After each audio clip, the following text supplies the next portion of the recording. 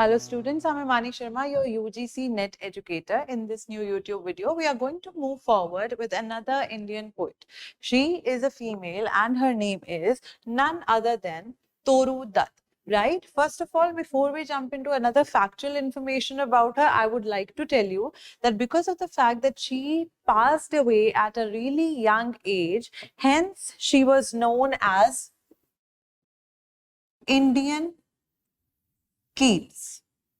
Because Keats, the English poet, he also passed away at a really young age, right? Hence, because of this very similarity, she was given this very title.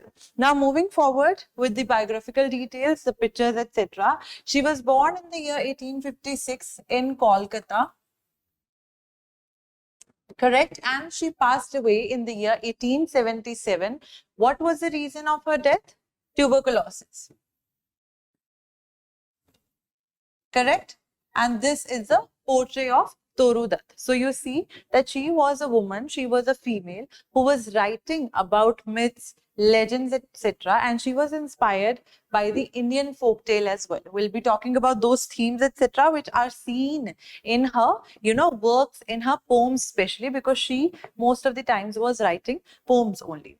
So her other name, if we call it, was Charulata, right, was an Indian poet. She was born in the Bengal province and in Kolkata, right, in 1856 to the well-known Ram Bhagan Dutt family. So the Dutt family, etc., the Dutt family picture, these were certain things which are prominent in the Indian literature if you read other books which are, available in the market. Coming back again, her book of poetry named Ancient Ballads and Legends of Hindustan, a collection of translations. So she was translating certain legends of Hindustan, right, and adaptations from Sanskrit literature, which shows us that Indian literature as a whole had an influence on her and she wanted to translate certain works. And it was published posthumously in the year 1882. So because of the fact that we know what is posthumously, that it was published after she passed away. Correct? First novel, we all need to know other works as well.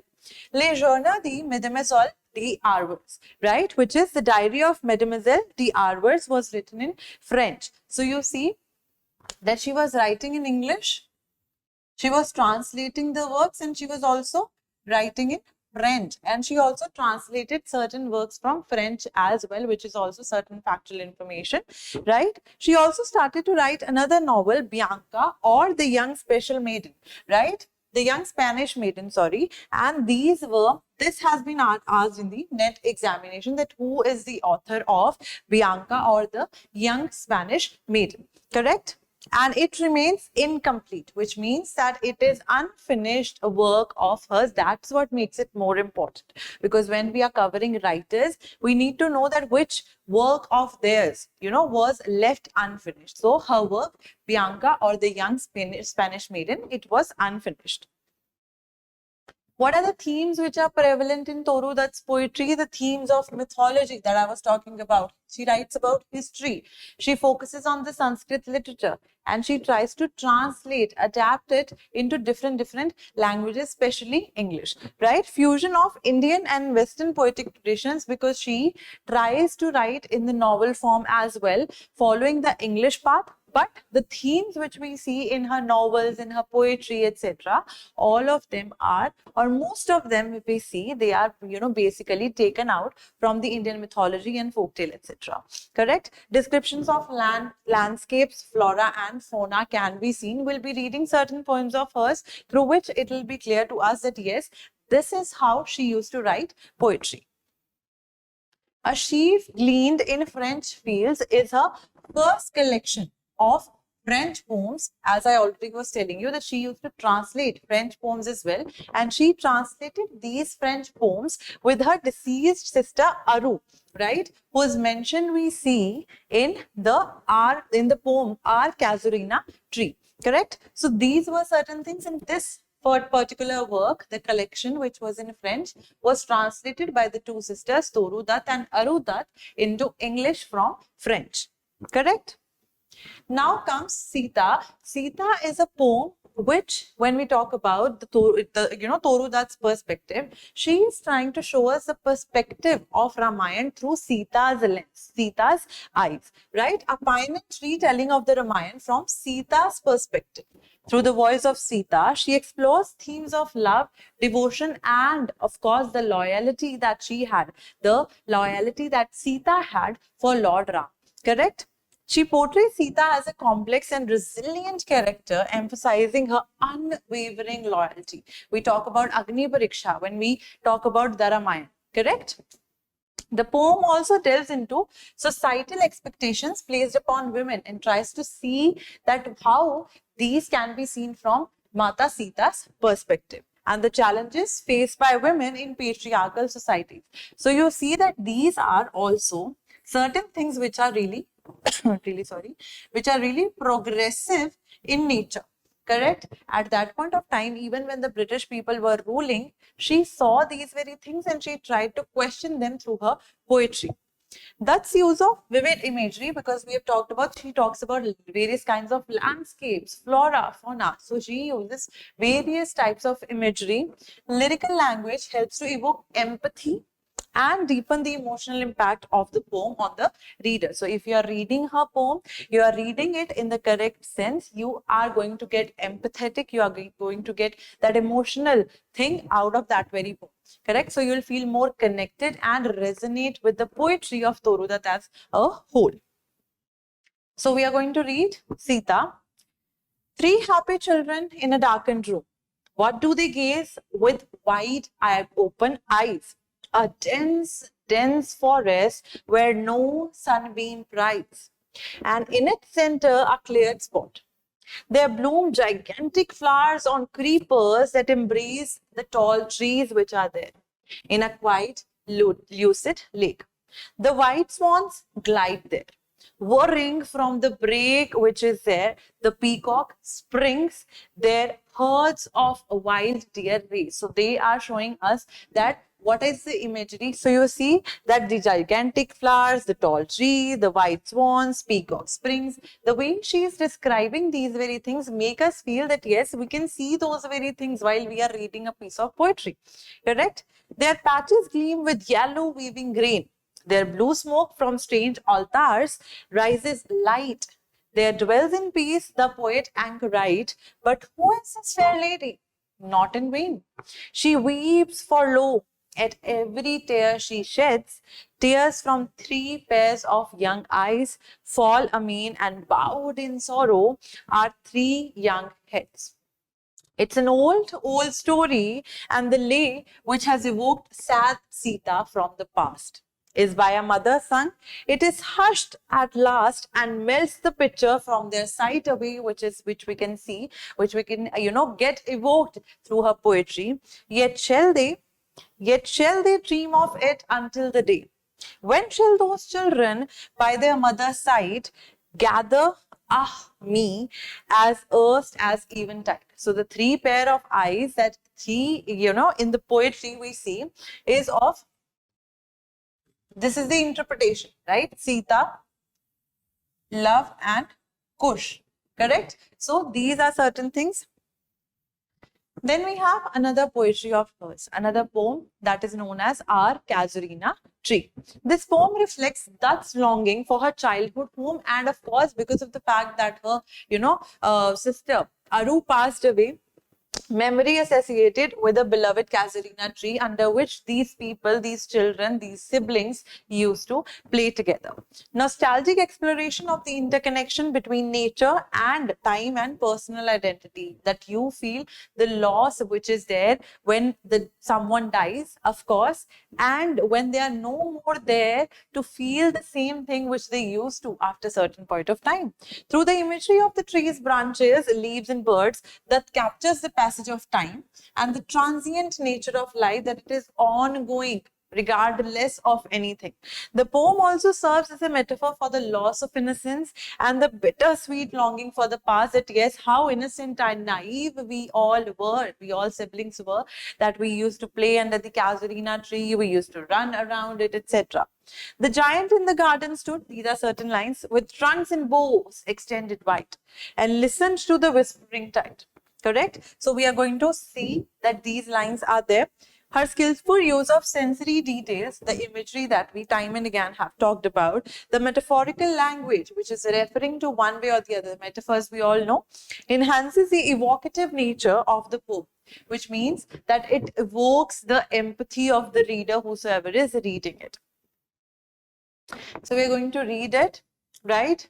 Like a huge python winding round and round, the rugged trunk indented deep with scars. Up to its very summit, near the stars, a creeper climbs, in whose embrace is bound no other tree could live.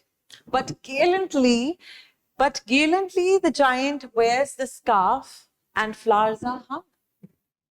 In crimson clusters all the boughs among, whereon all day are gathered bird and bee, and oft at nights the garden overflows. Correct? The garden where the Casuarina tree is. With one sweet song that seems to have no close, the nostalgic feeling that she's trying to talk about, sung darkling from our tree while men repose. When first my casement is wide open thrown, at dawn my eyes delighted on its rest.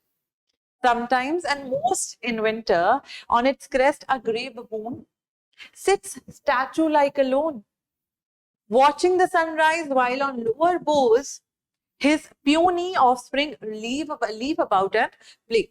And far and near kokilas, right? Kokil hail the day and to their pastures wend our sleepy cows, and in the shadow on the broad tank cast by that hoar tree, so beautiful and vast, the water lilies spring like snow and mass. So you see the water lilies, we talk about kokilas, the imagery that she is using, but not because of its magnificence.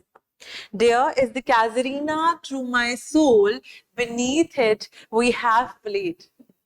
Through years may roll our sweet companions, loved with the love intense. For your sakes shall the tree be ever dear. Because her loved ones are gone, but the tree is still there. And the tree is going to remind her of her loved ones, and she is going to take care of it really well. For your sakes shall the tree be ever dear. Blent with your images, it shall arise in memory till the hot air blind mine eyes. What is the dirge-like murmur that I hear? Like the sea breaking on a singling breach. It is the tree's lament. The tree is also crying, she's trying to tell about, right?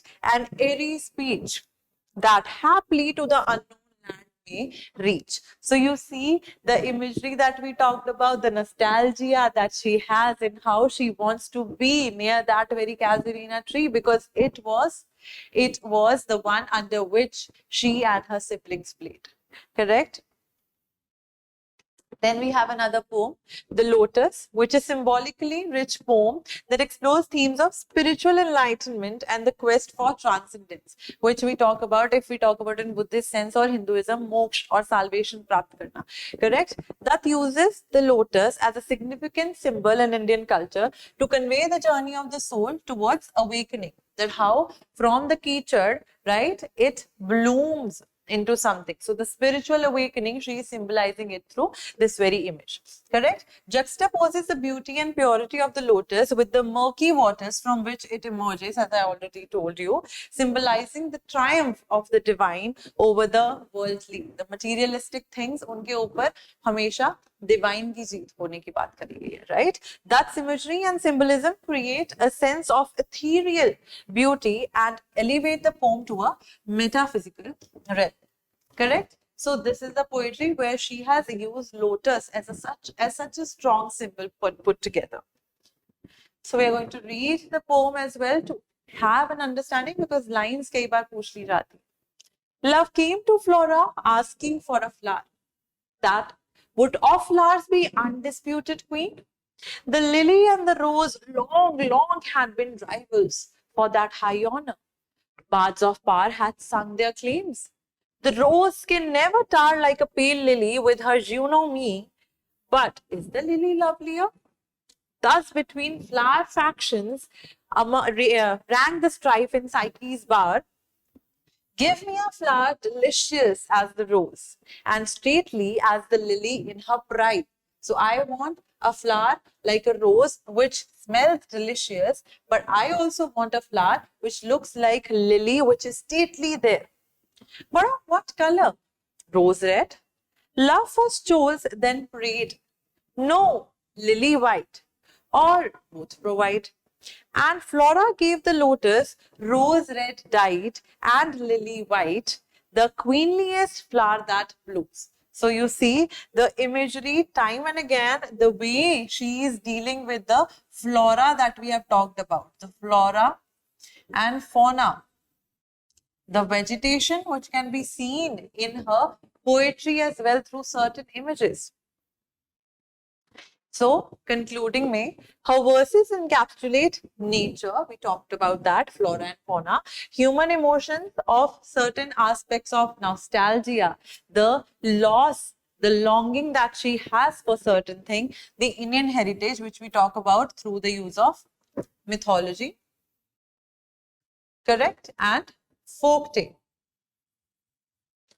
Profound insights in poetic craftsmanship, she continues to captivate readers in today's time, and reading these poetry with all of you, I have also seen that she writes really beautifully. You would also have seen the same, leaving an indelible mark on the landscape of the Indian English literature. So this is what we all had about Toru Dutt. We are going to, bring forward certain other videos which are related to other Indian poets. Till then, you all keep on studying. Thank you so much and have a good day. And yes, do memorize that she was known as the Indian Keats. Thank you so much.